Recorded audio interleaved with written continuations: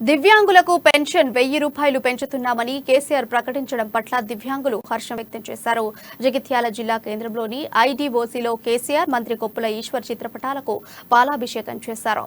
ముఖ్యమంత్రి కేసీఆర్ అన్ని వర్గాల సంక్షేమం, అభివృద్ధికి అహర్నిశలు కృషి చేస్తున్నారని మంత్రి కొప్పుల ఈశ్వర్ కొనియాడారు.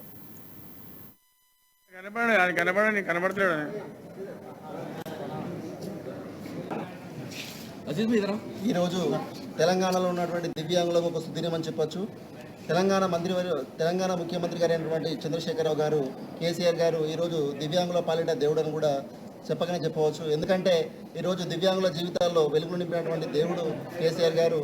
మరియు 3016 రూపాయలు ఉన్నటువంటి పెన్షన్ని ఒక సస్పెన్షన్తో అంటే దివ్యాంగులు రోడ్డు మీద పడకుండా ముందు జాగ్రత్తతో ముందు చూపుతో ఆలోచించి మా యొక్క దివ్యాంగులకు 4116 రూపాయల పెన్షన్ పెంచడం అనేది చాలా మా యొక్క దివ్యాంగుల జీవితాల్లో వెలుగు నింపిన వారు అయ్యారని చెప్పేసి మేము ఈ సందర్భంగా తెలియజేసుకుంటాం.